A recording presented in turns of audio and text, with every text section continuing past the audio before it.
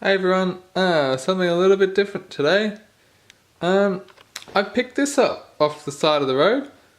It's a Haman, it's missing an H. Haman Kardon. It is the AVR 245. This is a 65 watt 7-channel amplifier. It can do 65 watts 2 channels driven or 50 watts 7 channels driven, which is actually really good for an amplifier. To actually have, I mean they're only 50 watt channels, but to get an amplifier that actually provides its close to its full power at all channels driven, that's pretty good.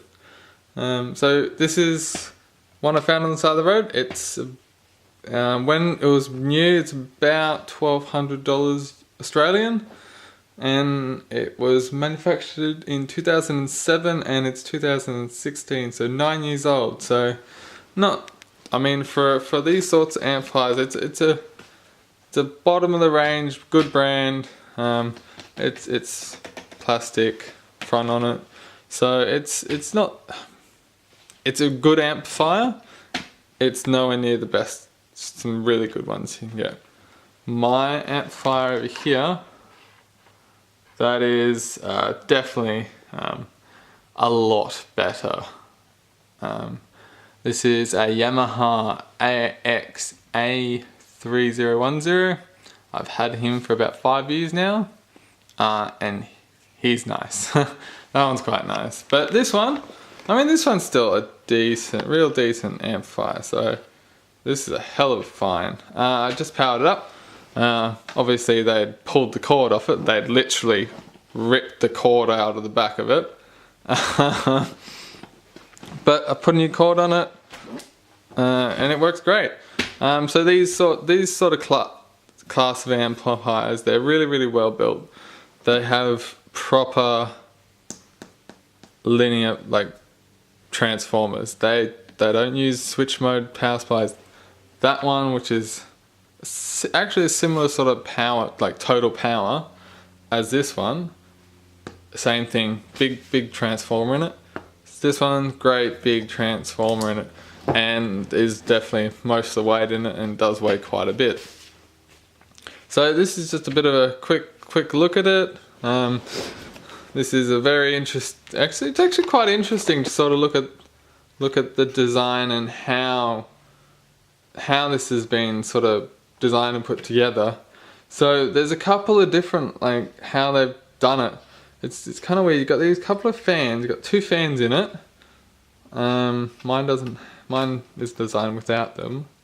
You've got 2 fans in it. This is a metal plate here for your heatsink, so you can't blow air through it. This one is blowing it that way. This one's going that way. It just doesn't make sense. Why? What are these fans doing?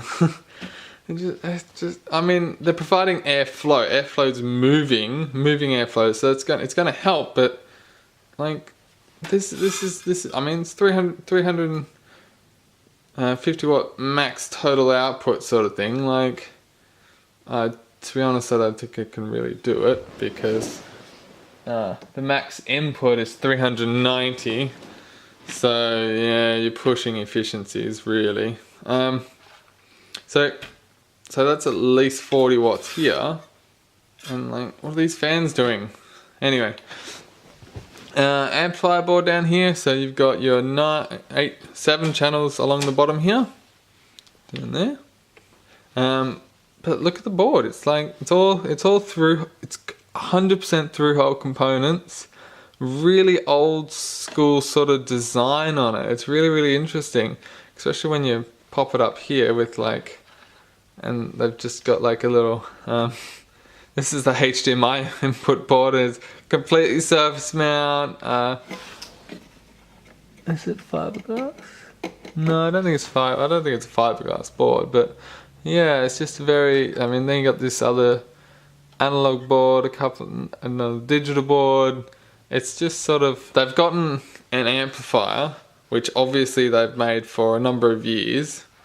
So that board is probably quite an old design, but I mean, you design a good amplifier, it's 0.07% total harmonic distortion at 50 watts or 65 watts, 2 channels driven. And I mean, if it works, it's great. You don't need to redesign these things. So yeah, it works. So that then they've put a couple of modern boards on it. So your digital, analog board and HDMI. Some of these other ones are still, that's the oh, like it's 2007 and you've got like little trimmers on your inductors. Like really, for your, this is your AM front end and you got little tiny inductors in there. You're like, whoa, this is like blast from the past.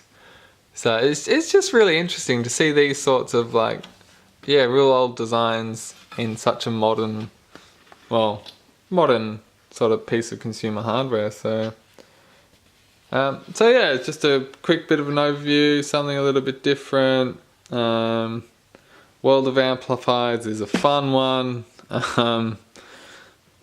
So yeah, just be careful when if you're looking at these sorts of, this sort of hardware. It's you don't go off the numbers. If one says 1,000 watts, it's probably lying. Definitely on the back panels they have a rated input power. Have a look at that. If that is nowhere near what they're saying, say if they say it's 1,000 watts and that says 100 watts, I have seen this.